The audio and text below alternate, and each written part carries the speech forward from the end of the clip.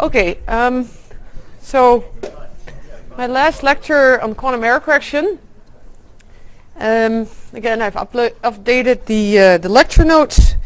And originally I had planned to say a few things about decoding at the end of this lecture, but I decided it was better to dwell a little bit more on stabilizer codes, this Gtp code, and I hope to say a few things at the end on Steen error correction. So yeah, there's just a lot of material that you can cover, of course, in quantum error correction, and I hope I'm covering some of the aspects that you find interesting. Okay, so this we already went through stabilizer codes. Now I want to say a few things. I went a little fast over this symplectic product. Oh yeah, but what's going on with this again? This was, the battery's probably low. Okay, so I went a little fast over this, why it's a symplectic product.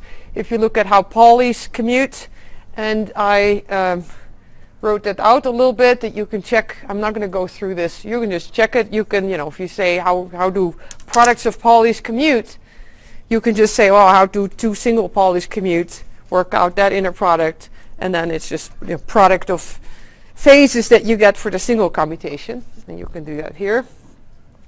And then I introduced these displacements. So now we have oscillators, and I introduced this XA and ZB, and we observed that if we were to do this commutation, that they commute when A times B is an integer. And the nice thing about this, that doesn't mean that A and B need to be integer. There can be, one could be 1 over the square root of 2, and the other could be the square root of 2. There could both be the square root of 2, etc. Okay. So now, if we go to multiple oscillators, I was referring to this, this also again the symplectic inner product that pops up here, and I've added some slide also going through that. Actually, maybe that's not here. Oh, I thought I had it added. Anyhow, but I'm not going to go through this. I want to just come back to what I said at the end, because two people made the comment to me after my lecture, which I think was correct. I said these continuous variable stabilizer codes are not interesting, in the sense that if we choose a code, so choosing a code means choosing an abelian subgroup of this, in this case, group of displacements, and in order for the elements in the subgroup to commute, they can be commuting, this type of thing, like two elements characterized by V and U can be just equal to 0, or they can be just some integer. But if they're 0, so they're really sort of orthogonal with respect to the symplectic inner product, you get a continuous variable stabilizer codes, and they're not interesting for a specific noise model, which I think is very reasonable. So a prime example is, as I mentioned, the oscillator version of the 9-qubit code, where you have 9 oscillators. And the original purpose of this code was to say, well, when one oscillator, has arbitrary shift errors or arbitrary displacement errors, then you can still retrieve the information. You can correct against this, right? So the encoded oscillator is protected against the loss of 1 out of the 9 oscillators. But this is not a very natural noise model, at least, well, it depends on what setting you have, but if one oscillator falls in a black hole, it's a natural noise model, but not if these are just oscillators, some physical device. You'd expect that every oscillator would just be undergoing some noise. It's not like one undergoes, large shifts and the other undergo no shifts. That's not the natural noise model.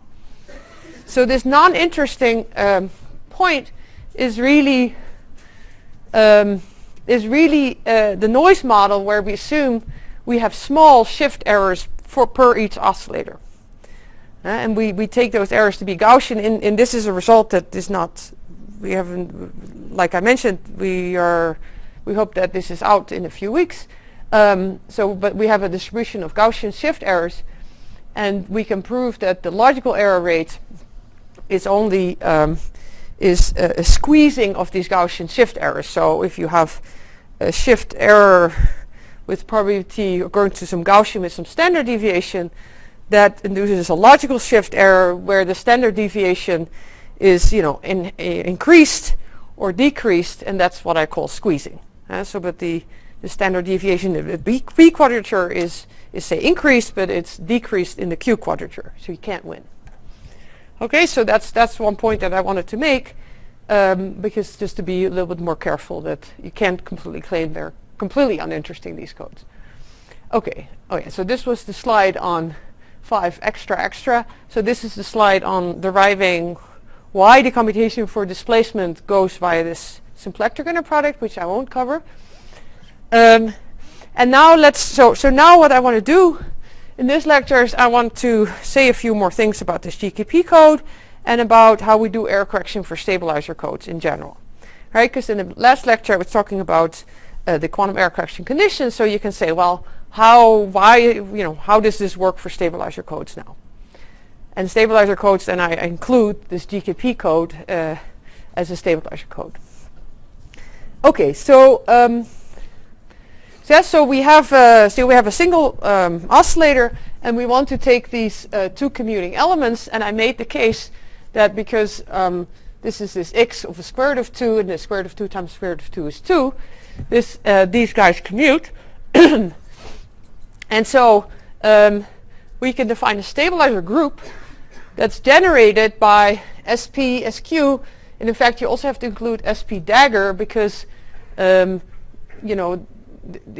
is not, if you take powers of this SP to this, SP once, SP twice, SP squared, you're not getting SP dagger. And so it's not a group. Okay, so now one question we can ask is, how do you determine the dimension of the code space? You can ask this question generally for a stabilizer code, so we can talk about that. And I want to make, before I answer that question, I want to make a small comment, is that there is this is just one's choice, but there is, of course, we can play with this parameter square root of 2. We can multiply by alpha, some real number alpha, on this for this guy, and then we divide by alpha for the z, and then of course the product of these is still 2. So we can vary this, and if we take, for example, alpha is equal to the square root of pi, then what you get is, if you take this to be the square root of pi, you multiply this by the square root of pi. So then to be in the code space, this has to have eigenvalue 1, right? So either the I 2 pi p has to be have eigenvalue 1, which means that p has to be an integer. And if we look at the other guy, again, now we divide by square root of pi, so that says either the I 2q, and so q has to be 0 mod pi. And why am I bringing this up, this sort of variant of the Gtp code, is because this looks much more like what you have if you have a superconducting system, where you're familiar with lectures from David, is that you'd have a number of Cooper pairs, which is some integer, and then it's also characterized by the phase, but the phase is 2 pi periodic, right? And here, and then of course you don't encode the information, you just have a state, but here you say this is, say, maybe number of Cooper pairs. That's just some integer, superposition of integer states, and the phase is pi periodic, right? So the point is that maybe, and I'm interested in this actually, I think would be nice to have variants of this versions of this code realized in hardware as much as we can, right? Because that's most advantageous, that we're expecting that there's as little noise, that it's not some kind of effective Hamiltonian that we get through gazillions of manipulations and with gazillions of error terms that we want to use for quantum error processing. We want to build in the error correction in the hardware. That's sort of so I ideally like to make a Hamiltonian that has this maybe code space as the ground space, and there's also work in this direction. Yeah. P is like charge, but the continuous discrete. P, this is discrete now, right? Because it's an integer. The variable is also discrete, so it's on the island. So the thing is that what I start with an oscillator space where the variables, I mean this is just where the variables in principle take continuous values. And I say in this space there is something I call the code space, in which these variables take, this p variable takes only integer values. And this q, it takes value 0 mod pi. The noise is still continuous in both. Yes, yeah, you should assume in that case, yeah. And of course then if you say you have a superconducting system, there's a suppression of natural suppression of noise, right? In terms of, you won't have like, a quarter of or a tenth of a Q per pair tunneling, something like that. Charge noise, the charge well, in the group, the thing is that indeed, there is indeed, one can say much more about this, but I'm not going to do. So the question now is, what's now the advantage of stabilizer codes from a sort of perspective of knowing, like, how many qubits you encode, how you can correct errors, and what are your logical operators, right? What for your qubit, what's the x and the z, right? And then this very nice structure comes in of this group, right? Because we started with a big group, which for qubits was just products of Paulis. For displacements, it was products of displacements on many oscillators. Let's call this Pn. And we singled out some abelian subgroup that was the stabilizer group, right? That had +1 eigenvalues for the on the code space. And so what else is there?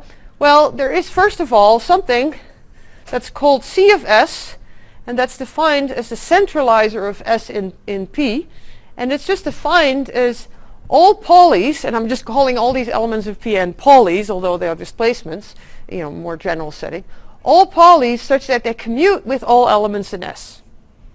They don't, so the reason that there may be, there may be stuff here that's not in there, is that these Paulis that in the centralizer, they don't necessarily need to commute themselves, right? They'll need to commute with something that's in S.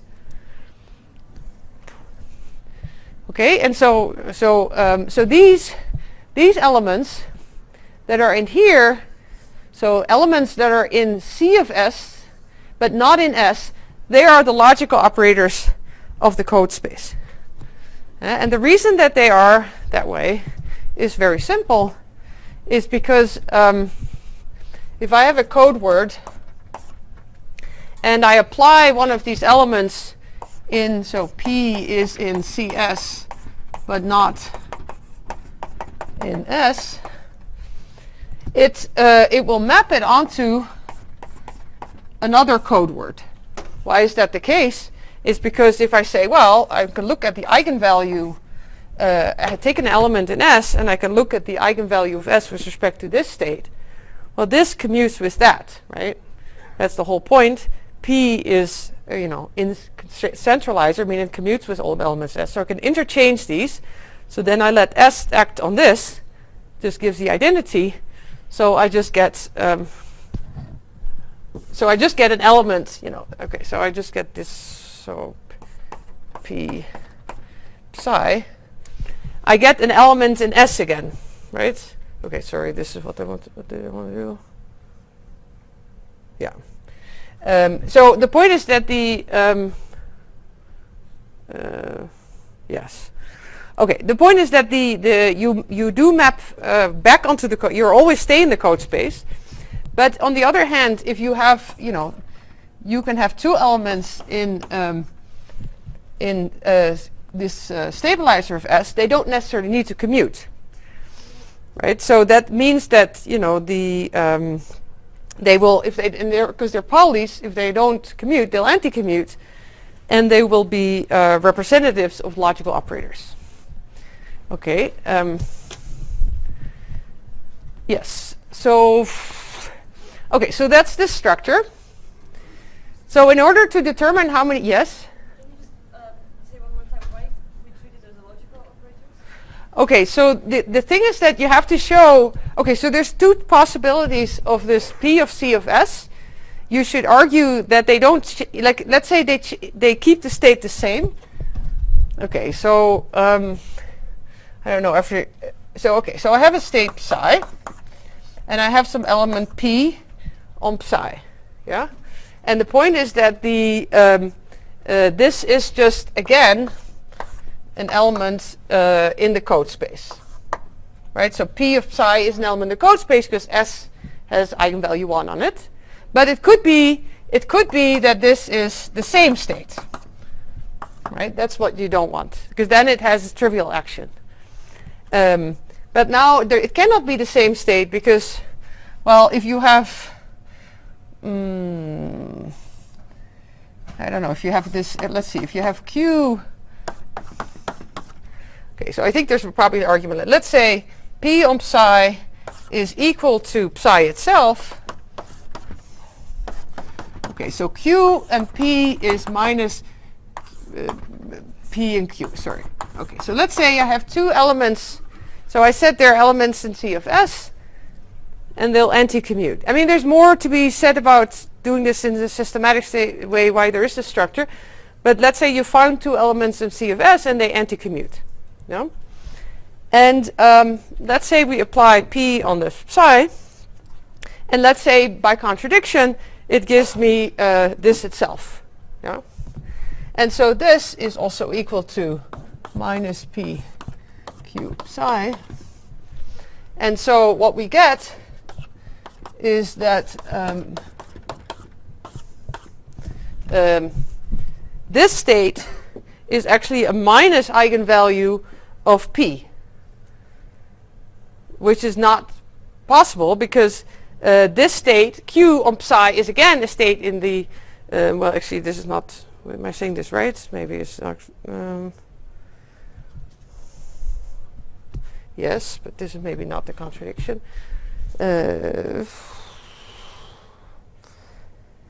Okay.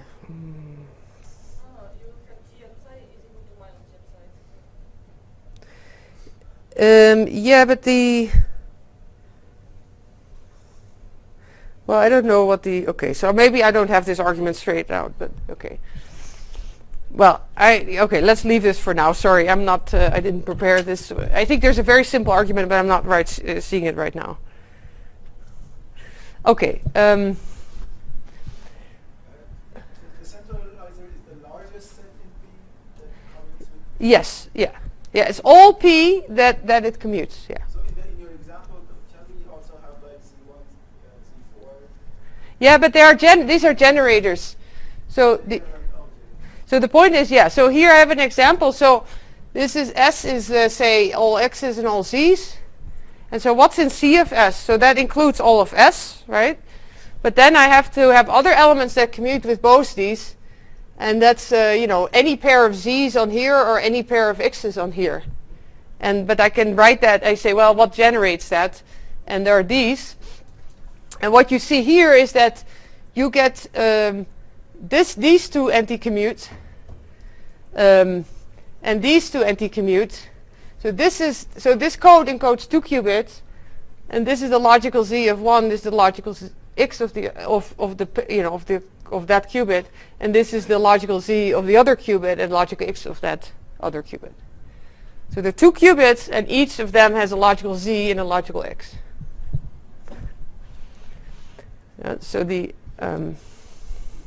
Okay, so indeed, by definition, C of S covers everything that commutes. So everything in blue land will anti-commute with at least one element in S, by definition.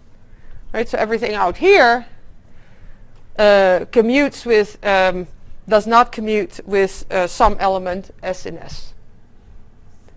And what's out here can be errors. Well, of course, these can also be errors. We have to, you know, everything. We're going to assume they're only Pauli errors. So, but these are typically, you know, the errors that we can correct. Okay. Any questions here? Yeah. Do these sets refer to modules? So the sets. Sets refer to just products of values, not sums of products of values. Sorry, which sets? Sorry, the points. Like you say that a point will have to anti-commute. One operator in combination will have to anti-commute with This one? the elements of S. But one, if Yeah, at least one, yeah. So that's only for a single product of values, right? Not for individual products. Sorry, the element in S is only a single product of polys. So I have here a point which is a product of polys, right?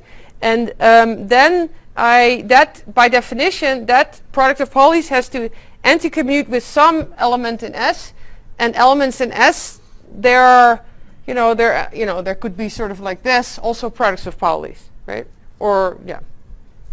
Does that answer your question? Yeah, I'm just asking if there are no linear combinations of products. I'm not taking sums of polys. Is that what you mean? It's all products of polys, exactly, yeah.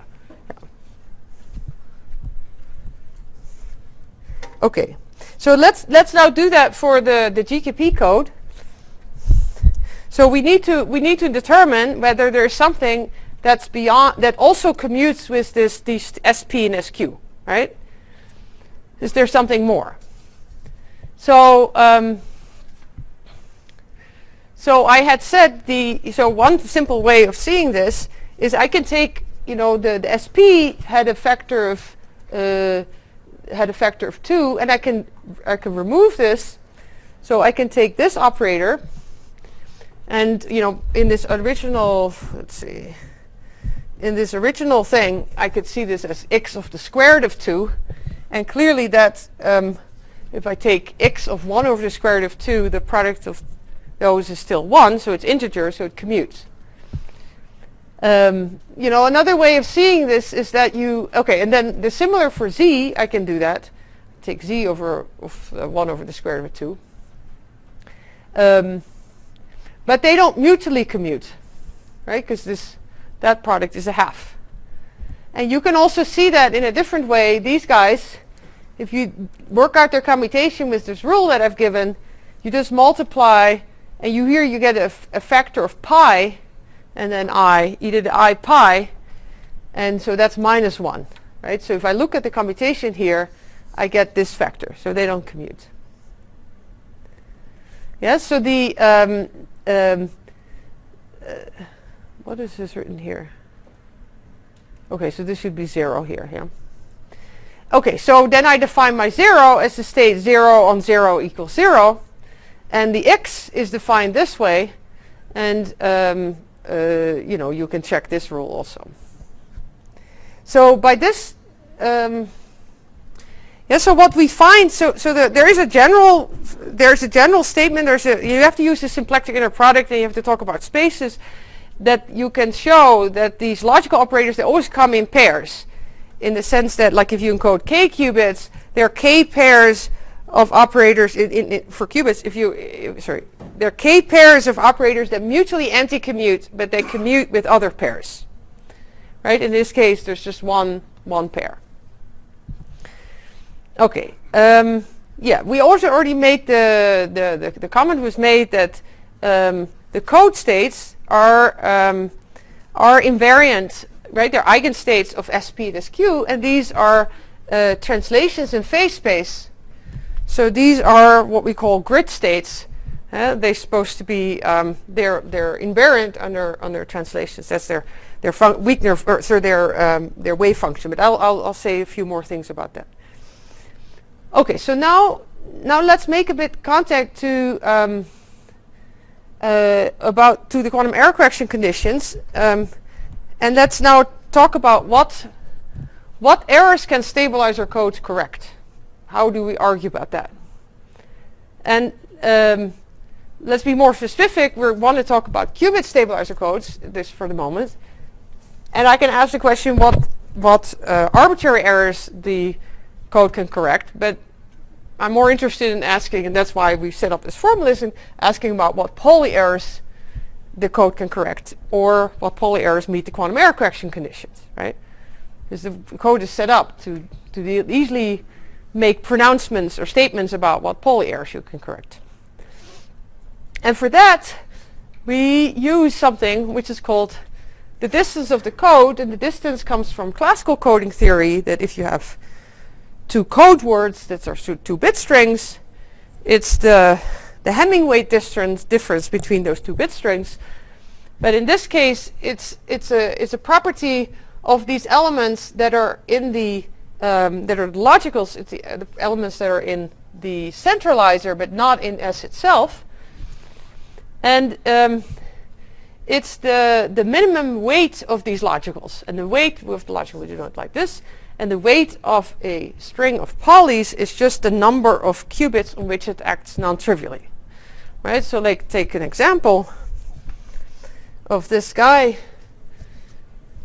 So here C of S is all of this.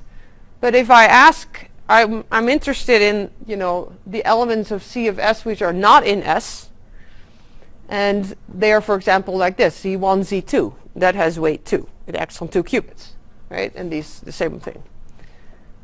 And because we have to, this thing is defined as the minimum over all these because a logical operation doesn't have a single incarnation. I can always multiply it with an element in the stabilizer.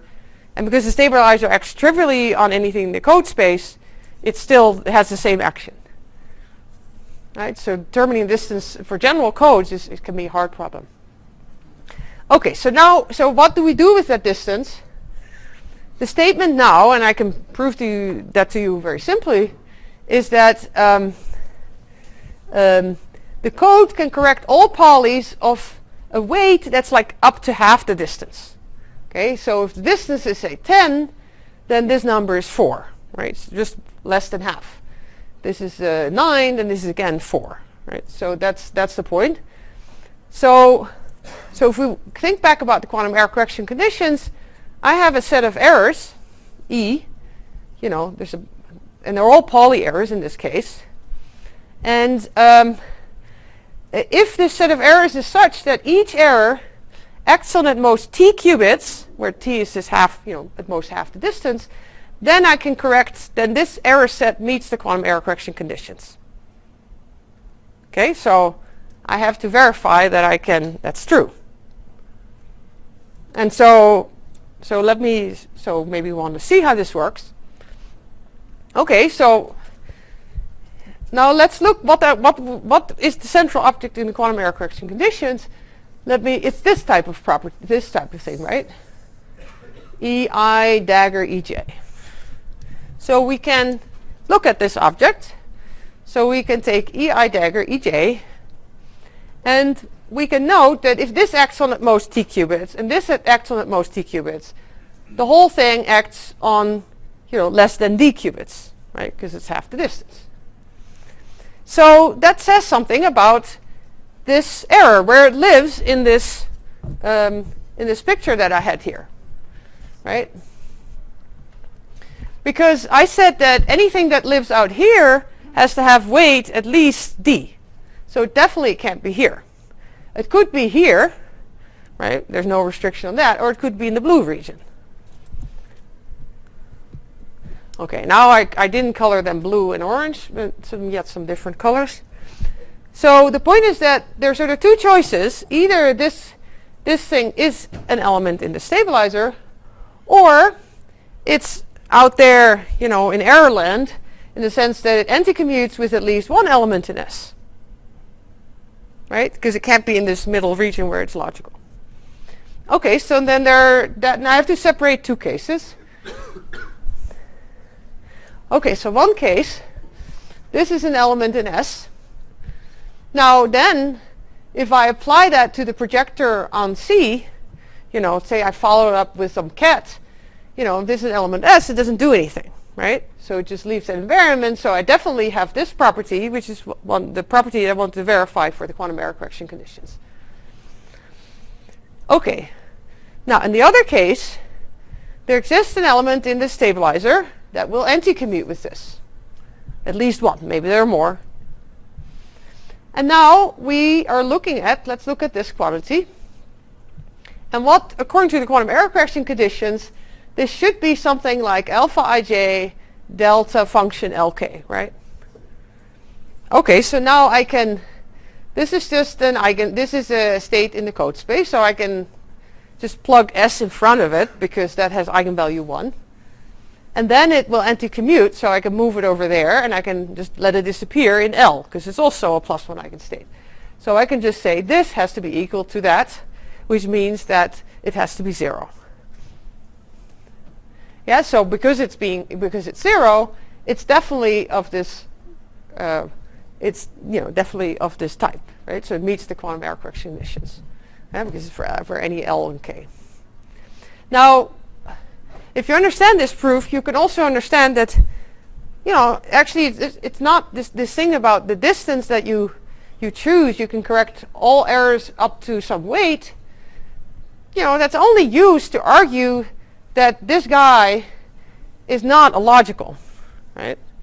So, basically, the error set needs to be such that none of that looks like that is logical. Then it works, right? So, okay, so we want to do. Okay, so now we don't want to do the same. In a moment we want to do the same thing for displacements, with oscillator codes. And again, illustrate that with the Gtp code. Okay, so now, again, to make contact with what I said earlier, how we do the reversal or the error correction. So,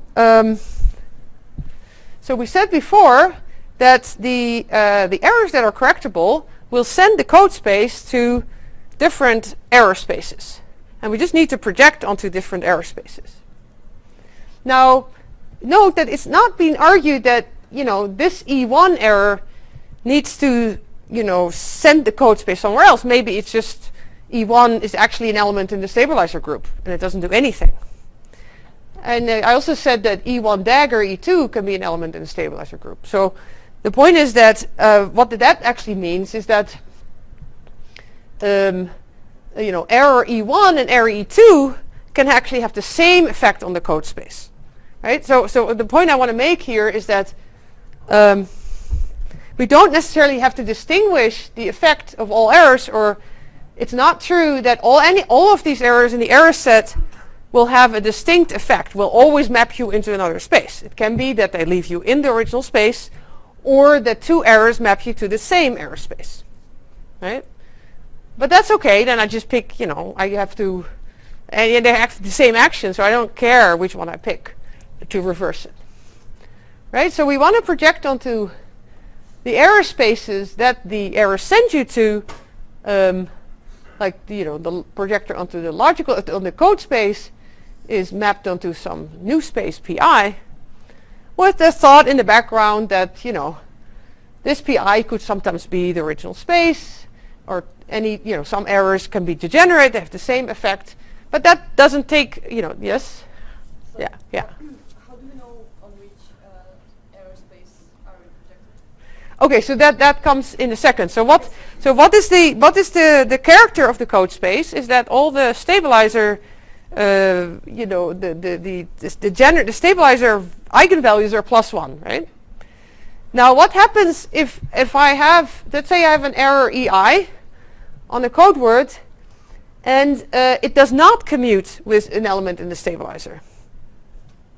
Okay, what happens then?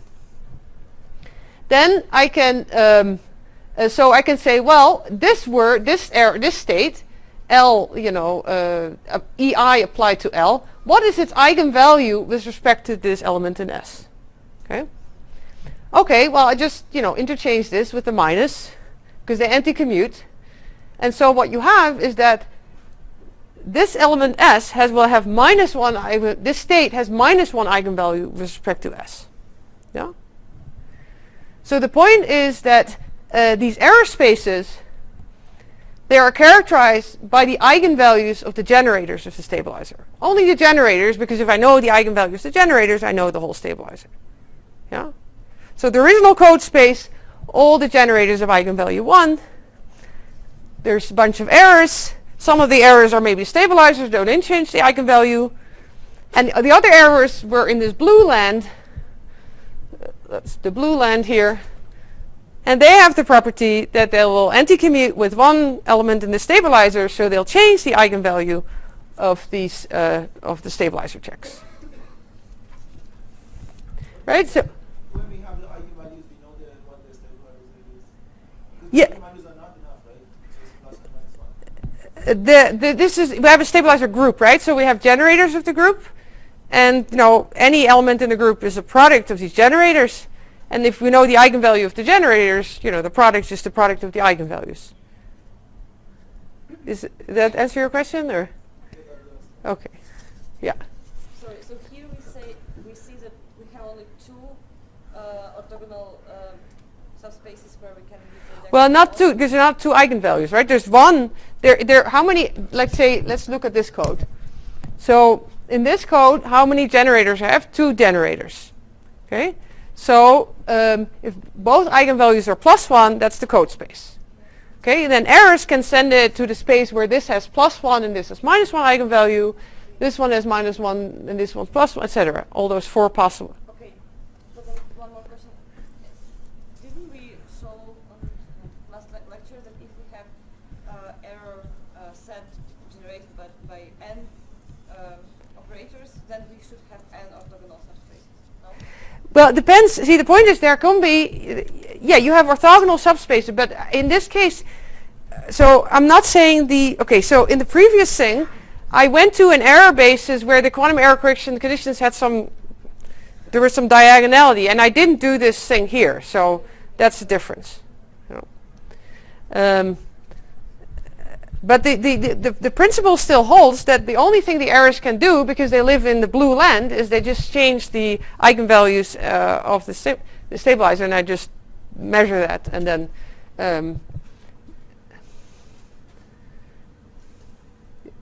okay, so the measure, so the thing is to measure the eigenvalues of the generators of the stabilizer. And the stabilizers are products of, these generators are products of Pauli's, so we need to apply these little circuits where this is a product of some Pauli's, and let's say P is all x's, and this type of circuit can be done by, doing 4 controlled x's, and the controlled x is a controlled NOT gate. And this eigenvalues, they're usually referred to as error syndrome, but I won't use the... Okay, so now that basically, that understanding allows us to think about the oscillator codes in the same way. So again, we can say, well, now we have a set of errors, and this, I'm doing this first sort of as an abstract sort of concept, but I just want to talk about the Gtp code for simplicity. I have a set of errors, and each of them is some products of displacements on multiple oscillators characterized by some vector u1, u2, etc. And I want to know whether that set of errors meets the quantum error correction conditions. And then the statement is completely the same, because the point is that there's still a centralizer of S. So no, well, the only difference now is that if you look at the commutation of 2 elements, is they don't just either commute or anti-commute. No, if they don't commute, there can be some phase here, right? And that's a phase instead of +1 or -1. But we can still talk about the centralizer of S. And so for the centralizer, those are all displacements that commute with what's in S, like we've seen for these logicals. And so, but again, the stuff in the blue land will not anti-commute with element in the stabilizer, but will, if I look at this commutation with an element in the stabilizer, there'll be some phase that pops up here, right? And by the similar reason, by this thing, so I reasoned, I said, okay, I have a code word, an error happens, and then I have, now let's say it's a displacement error, and now it's a stabilizer, and that say that they don't commute, but they just, there's a phase that's here, right? So that phase sits here. So just the thing that it says then is that this new state will be an eigenstate of the stabilizer with just a different eigenvalue, and the eigenvalue is some phase, either the I phi or something. Right? So so here I measure the eigenvalues of the generators of the stabilizer, and for the displacement case, I also measure the eigenvalues of the generators of the stabilizer, but the eigenvalues are not just +1 or -1. There are some phases. So the point is that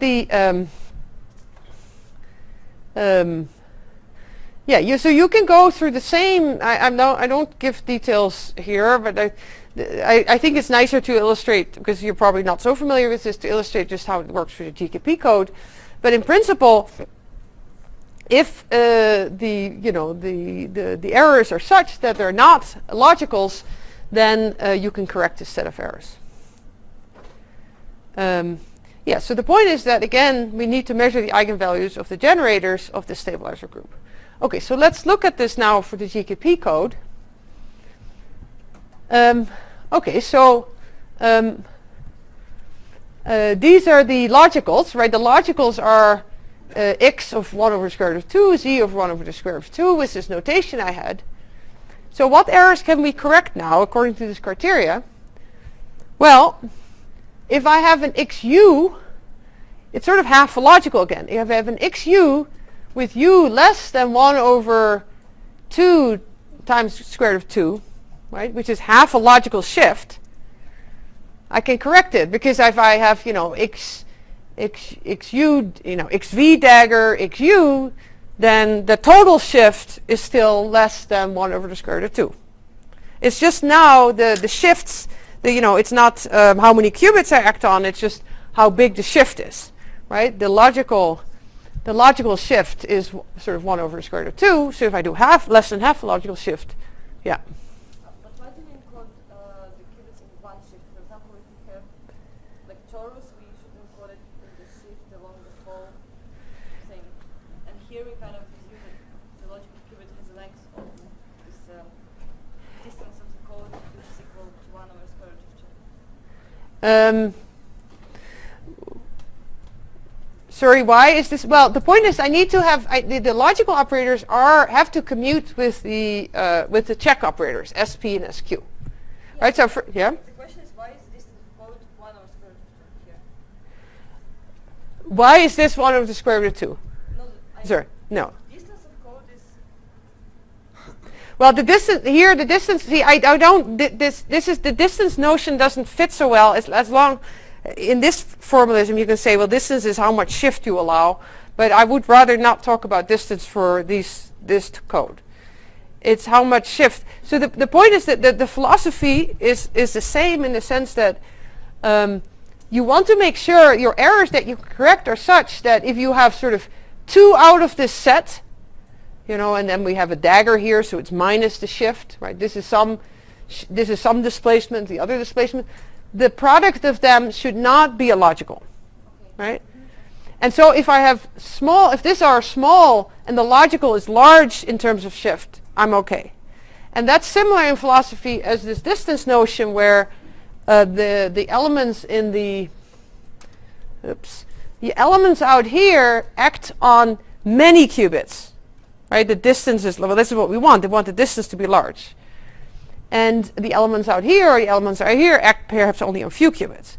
And now this has changed to saying the elements out here, the shift is relatively large, so little shifts, they're actually in here, they can be detected and corrected, right? Because the point is they change the eigenvalue of the stabilizer.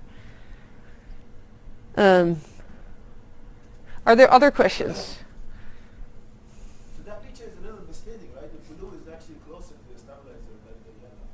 Sorry, what? What picture is misleading? Oh, the distance, the blue part is closer to the stabilizer. Yeah, in that sense. I mean, it's just a picture of subsets, right? The point is, it's like, okay, I have a big set and there's a little set in it, and it's not about the closeness of measuring closeness of this or that. Yeah. Yeah. So the now, so then you can ask, I have to measure the eigenvalue of these displacements, right? This is now the goal. So you say, well, how do I do that? I show you the circuit to measure the eigenvalue of a poly, and so you can ask, can I do it like this, right? Similar circuit. I have a qubit and a plus, and I've controlled SP, and then I measure in the plus minus basis.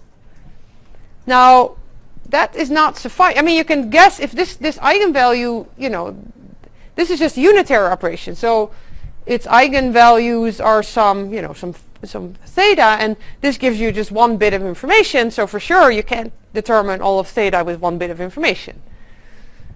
So that's not suffices. So okay, so I don't want to necessarily go into this. I just want to give a comment about it, because the point is that measuring the eigenvalues of a unitary operator is well-established subject, right? This is all of quantum computation power comes from the routine called phase estimation, and that's kind of what you have to do here.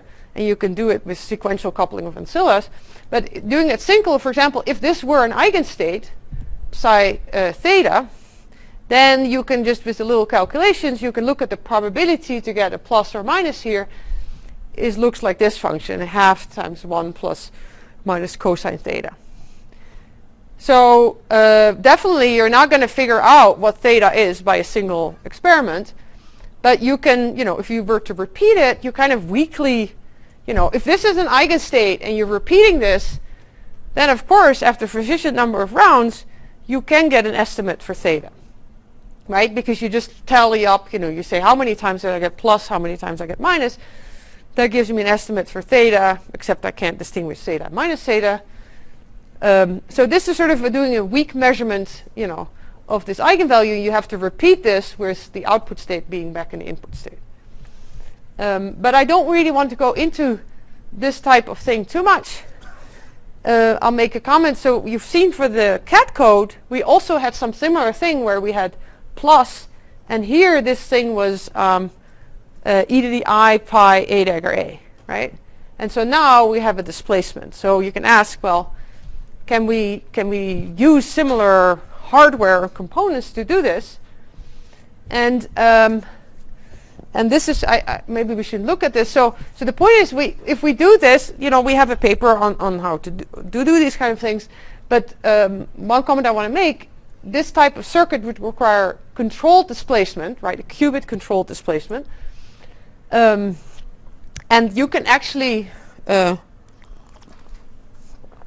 break this down. So if you'd have a controlled displacement, maybe some in this case we want to have some pre-displacement the other way before, you can break it down into a circuit that does some interaction like this, where this a dagger az is exactly also what you use for this cat code, right? Do you have say a Hamiltonian that has an interaction between qubit and cavity, or qubit and oscillator, that looks like a dagger az, and you'd have to turn it on for a while. So it's a linear, it's a fairly simple component to do, and also they have, yes? So in the usual kind of discrete error correction, when I do a measurement, I kind of project it into a certain state. But in this case, if I want to do arbitrarily good correction, then I need to know theta to arbitrarily good resolution, and then I need to do like an infinite number of rounds of this. Right. So you never want to do, yes, you never want to do that. And that also comes into the question that all I've said about the Gtp code is sort of unphysically perfect, right? Because I can never be an exact +1 eigenstate of these, so I can never exactly measure the eigenvalues and so on. So everything you do is sort of, finite accuracy, having a finite number of rounds. And the whole question is really then to capture what is the sort of residual error rate, and is the qubit that you get from encoding in this bosonic mode, is that a qubit that has a better lifetime than maybe another qubit, so that you can use it maybe for, concatenate it with a Terhal code or another scheme. Does that answer your question? So there isn't an obvious way to kind of concatenate things. Well, yes. So the point is that if you encode in this single bosonic mode, I mean, you just get a qubit with some lifetime. It's not, if you say I have noise happening, I do some correction, noise happening, do some correction. It's not a perfect qubit. The interesting question is it better than what you have, and through other means? But there is also a way of concatenating it with the Terhal code, indeed. We have some work this paper that's come out on this. Right, but that's the problem for any small code, also for a cat code, that you just get a new qubit and you hope it's better than the previous one, but you're not there. Yeah, you like the scheme to be scalable in this way. Other question? Yeah. So if we have in general more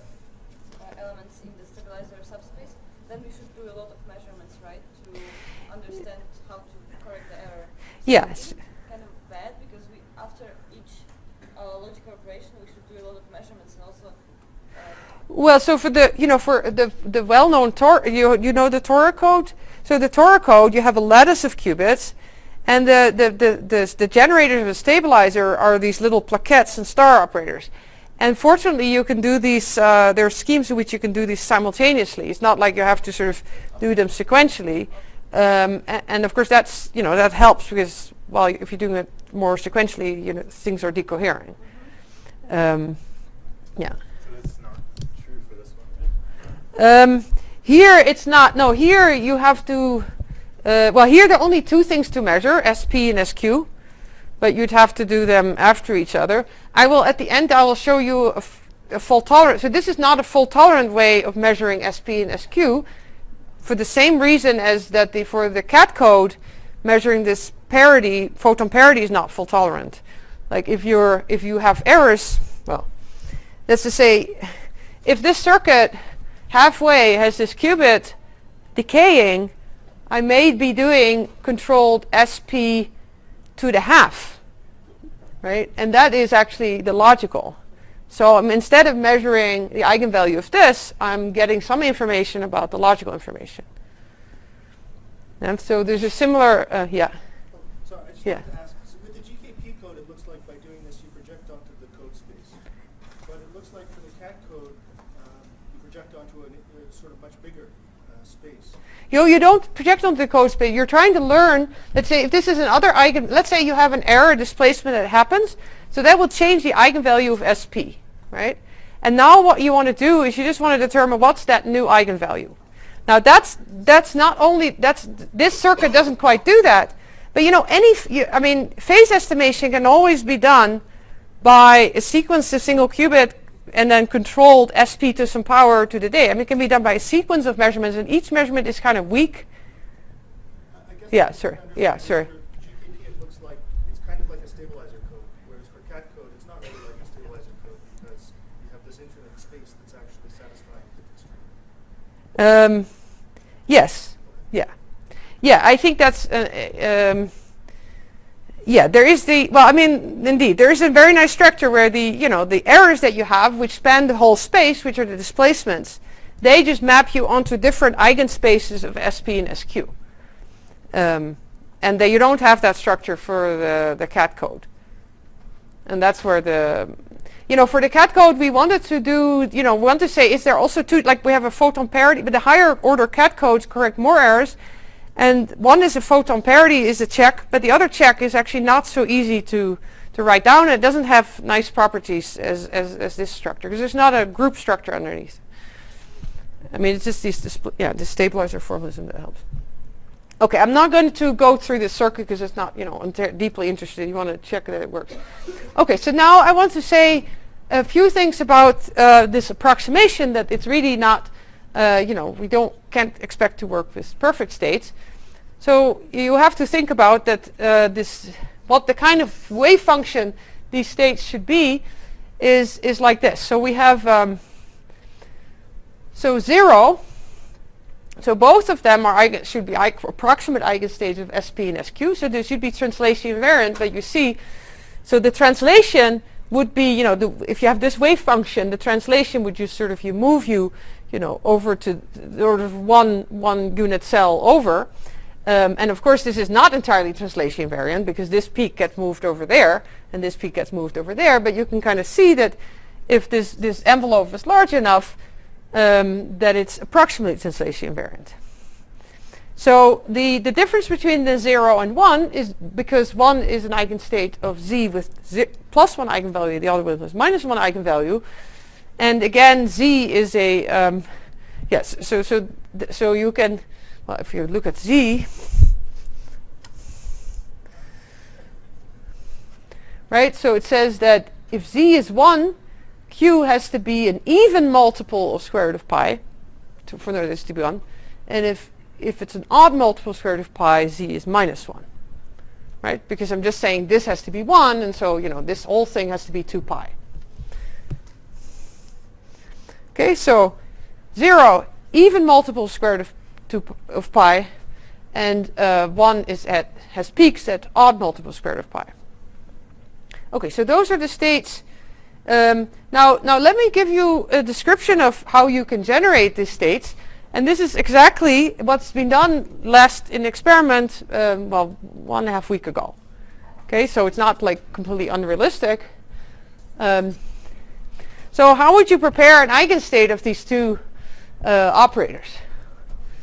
Well, so if you can squeeze, right? So if a squeeze state is something where in the limit of infinite squeezing, I could be an eigenstate of Q.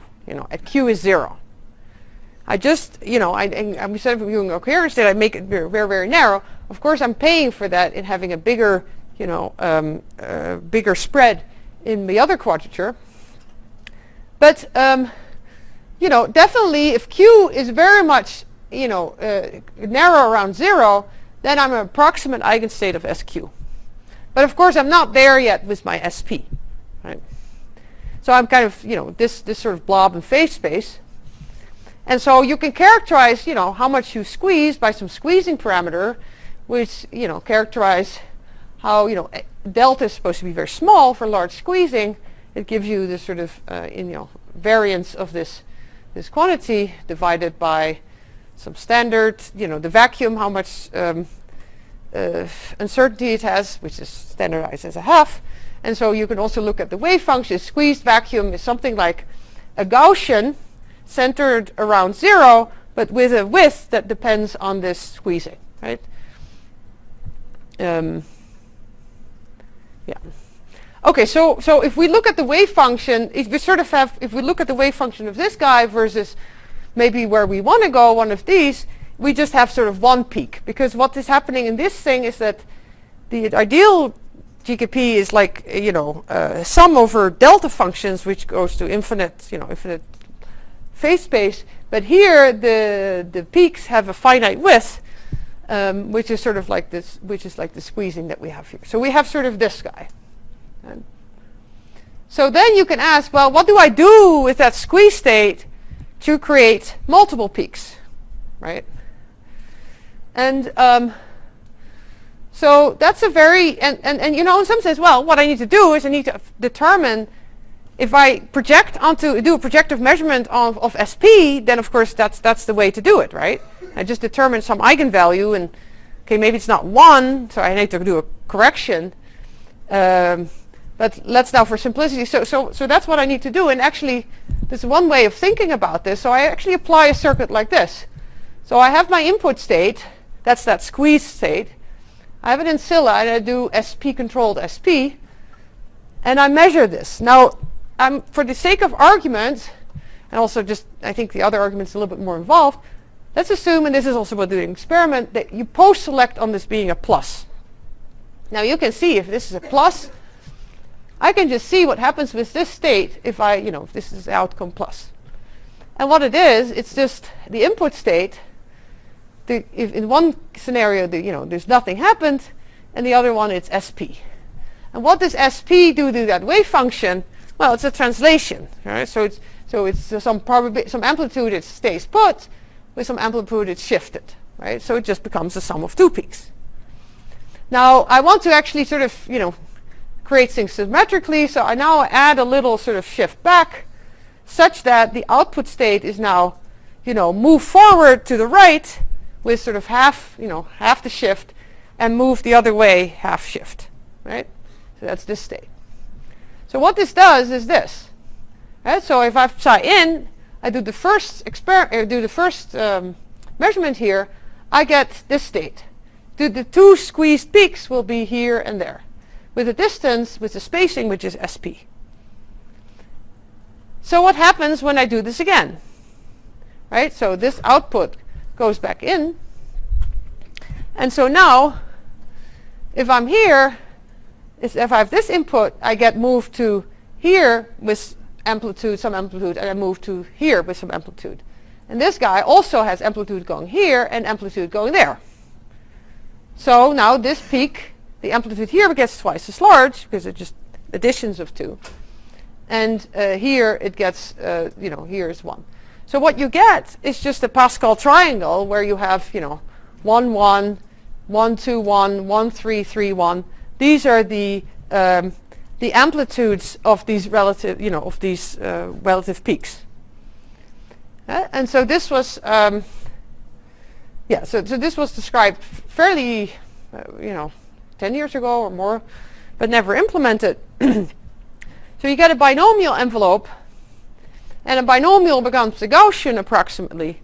So this is a way of generating an approximate GKP state. So let me show you some data now. So this is data of this recent paper where they used as oscillator the motional state of an ion, a single calcium ion, and they can prepare, they can squeeze that. So they can start with, these are weak differentials, they start with a state which is this pancake, and then by doing this circuit that I just gave and actually post-selecting, one of the problems is they can't do this non-post-selected. By post-selecting, they can create a wave function. So this is the wave function in Q, and this is the probability. Actually, this is the probability in P. And so you see here, there's these peaks. Okay, so there's not that many peaks, and this is supposed to be 0, and this is supposed to be 1, where the peaks are right at the different place. And this is just the probability. You don't see the wave function because there's some negativities in the wave function. So here you see the peaks at the same place as they are there. The peaks are at the same place, but there's a difference between here and there with the amplitude is negative, but you don't see that on this plot. Okay. So this is not like completely, it's not unreasonable. I think it's very exciting that this has been, implemented at least in this form. And so we have a paper on that you actually don't need post-selection. A little earlier, and I think there's some interest in trying that maybe in the future. Well, not in their setup. I think there's some problems with this. The other thing, so the other thing, now to finish the last 25 minutes, I want to talk a little bit about fault tolerance. Yes. So here you talked about squeezing one of the quadratures. Yes. The other quadrature is the anti-squeeze.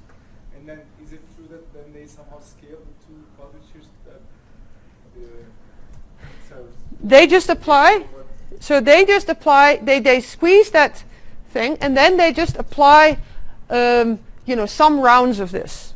Yeah. So but that's for one of the quadratures, right? No, that's the circuit they apply. But for one of the quadratures. But so for one of the quadratures, so in some sense, SQ, you're already good for SQ, and SQ commutes with SP. So if I'm an approximate eigenstate of this, I apply, this circuit, SP commutes with SQ, right? So I'm not changing anything about SQ by doing this circuit. Yeah, I was asking about Yeah? squeezing, Yes? So you want to make it as good. The first step, so the SQ squeezing. Yeah. And then the P is anti-squeeze. Yes. Right? But I want it to be a good eigenstate of both. I don't want it to be a good eigenstate of P. I want it to be a good eigenstate of P modulo something, and that's the whole trick. I can't, so the nice thing about the grid state, it's squeezed in both quadratures, but it's not squeezed as that P is small and Q is small.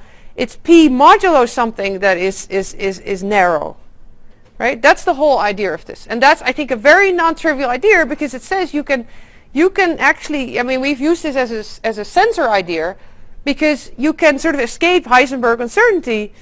You say, well, I can't measure P and Q perfectly, but if I have a small shift in both of them, I can measure them simultaneously. I can measure the shift simultaneously. I don't need to measure P and Q, I just need to measure P and Q modulo something. Right? That's because I've been an eigenstate of SP and not of P itself.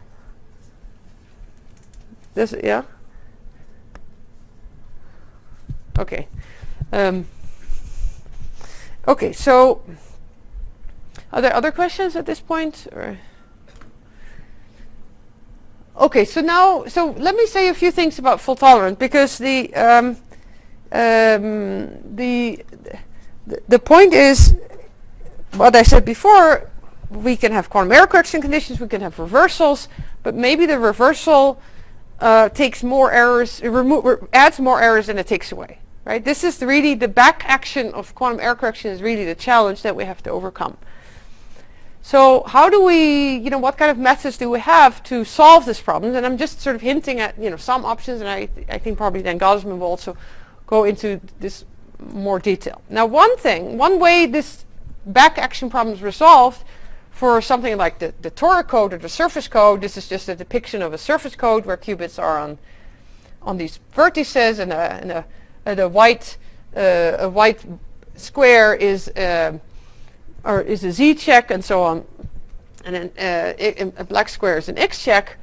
It's a generator of the stabilizer. I need to do these types of circuits, and then if you see that errors happen, there are errors that happen in the circuit. Let's say an x error happens here, and it does feed back to the data, but it's something where it's only local. Right, so it will affect the performance of this code, but because this code can correct up to, the distance of a toric code is the length of the lattice, so we can correct up to half this lattice size errors. So if there's a low density of perhaps correlated errors, you can tolerate that. So in some sense, the philosophy of the tricks here is that if I have a code for the stabilizer checks act on very few qubits, the code is large and the distance is large, I can tolerate it. I can do I can do these little circuits. I don't need to do anything fancy, and I get, I get results like that. If I make the code size larger and I make the error rate sufficiently low, I get a qubit that has an error rate. A logical qubit has an error rate which is really very small, exponentially small in the code size. Okay, I haven't dealt with that at all in this lecture. But then there are other tricks, and I want to mention one trick which is called Steen error correction, which we can apply also for GKP. And Steen error correction is, there's Knill error correction, there's Steen error correction, there's Shor error correction, there's all kind of tricks to deal with this back action problem of errors that are incurred due to the error correction to the data. And these tricks all are applicable for stabilizer codes, which is of course why this is nice formalism. So Steen error correction you can apply for so-called CSS stabilizer codes, but the point of these CSS stabilizer codes is that they can deal with Z and X errors separately. So the stabilizer, it's this group, and some elements of the group have only poly X's in them, and other elements of the group have only poly Z's in them. Okay, for example, this 422 code, which had an XXX stabilizer and a ZZZ, that's an example of such a code. Right, and some codes don't have this structure.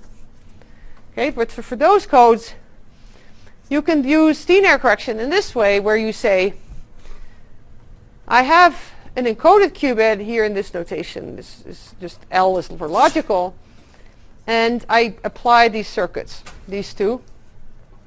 What I need to do is besides my logical qubit, I need to have an ancilla qubit. So this requires some extra hardware. It requires extra space. Like for example, if I do this for the GKP, this is one oscillator, and here I have another oscillator. And then I need to apply a controlled knot. And this unit, so what are these units? Well, this controlled knot is the logical C knot, right? It has to act on the logical information. And for these codes, this is transversal, meaning that if you have this logical qubit consists of 4 elementary qubits, this C naught can be done by applying this in this way, which is fault tolerant, which doesn't spread errors, because if you had an error happen here, it only acts in here and here. Okay, so now one little thing about why this works. So the way to understand these circuits is the following. So what does this do? This circuit detects and corrects Z errors, and this circuit detects and corrects X errors. Now why is that the case? Okay, so we use just basic properties of propagation of errors by a controlled knot. Okay, so this is, if a Z error, that's here, a controlled NOT gate. Okay, I put 2 controlled NOT gates before the Z error. 2 controlled NOTs is the identity. Then I see here I just conjugate the Z by 2 controlled NOTs, and that is ZZ. Okay, so this is the kind of tricks that you invoke. And we say in words, we say a Z error on the target spreads to a ZZ on control and target. These are very handy things to sort of to know as if you're going through error correction circuits for stabilizer codes. And similarly, one can derive, and this is just, some lines of math, you can derive this. Similarly, an X error on the control becomes an X error on target and control by a similar sort of rewrite of the circuit. And you can also work out what the Z does on the control, it stays a Z, and an X on the target stays a target. Now, knowing that, we can kind of see, okay, well, let's say we have an encoded state here, and there's some Z errors that are on top of it. Right? Some of the qubits in this block have undergone Z errors, and this C naught is this C naught on every pair of qubits. So this C naught, Z errors are coming in on the target, and they'll stay here, but they'll also propagate over to here, right? And they'll be showing up as Z errors on this encoded state. So now this state just has Z errors, the same errors that I have here. And how do I find out about these errors? Well, I just have to measure. I have to measure all the stabilizers, right? I have to measure all the X checks. Why only the X's? Well, Z errors anti-commute only with X checks, so they only change the eigenvalues of those checks. So I have to measure that, and I don't care about the state, so I just measure all the qubits in the X spaces, and I take products of what I find. I construct eigenvalues of these products of 4 checks, if I'm talking about the 4 qubit code. And with that information, with this eigenvalue information, I can do correction, right? So I correct for Z errors. And similarly, and this is why there's more to say, if I have X errors in here, then X errors on the control spread to the target, and again here I want to measure all the Z, the checks that are purely Z, only use poly Z's, and construct their eigenvalues, and then therefore correct the X errors or determine what the X errors are so I can correct them here. Now there are 2 comments one can make about why these circuits. So 2 comments. One is you need to worry about this back action problem because this ancilla, let's just say this ancilla is not perfect either. Right? It's supposed to be the logical 0, but say it also has X errors. X errors here, they spread to the data, right? Because this is on the control. So, Z errors here will also contribute to this being non-perfect, but that's a different problem. But X errors here will spread to the data, and they may introduce more errors that we take away. So we need to have good ancillas, right? So there's a whole machinery by which you can guarantee maybe good ancillas, but this is one of the, that's important. So similar Z errors can spread to the data. Okay, and one last thing that I want to say here is that why, you could say, well, why do we have a 0 here and a plus here? There's actually a good reason for it, because what I was saying is that Z errors here, they spread this way. But I have to be careful that logical Z information does not show up here in this measurement. I shouldn't be able to learn from this measurement whether this was a Z eigenstate or not. And if I say I have a state where I apply Z or not, then this affects here, but because 0 is an eigenstate of Z, that doesn't do anything. Okay, so this is very brief. Maybe you guys are a little bit tired, and we have left some time for discussion. It's a similar thing with the X. And so these circuits should not reveal any logical information.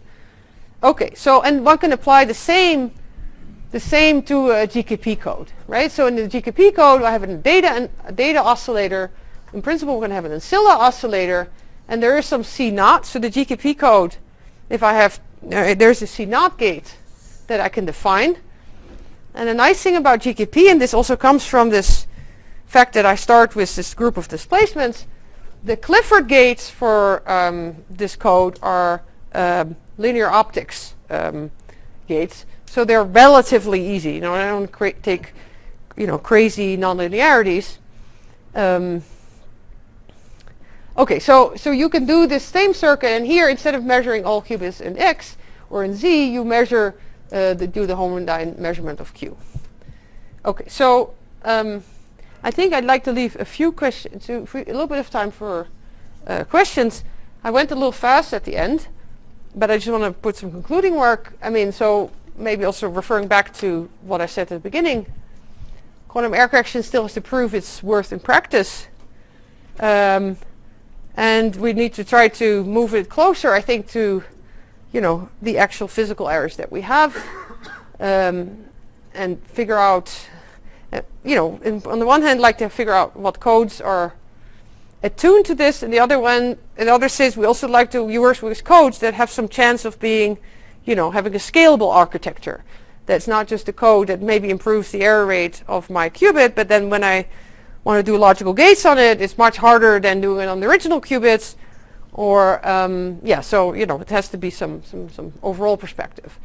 And I think bosonic codes are sort of a new kid on the block. They are not like they've been around for a long time, but now they're getting some experimental attention, which is very nice. And I try to stress that, and I think there's a lot of things one can do with these codes.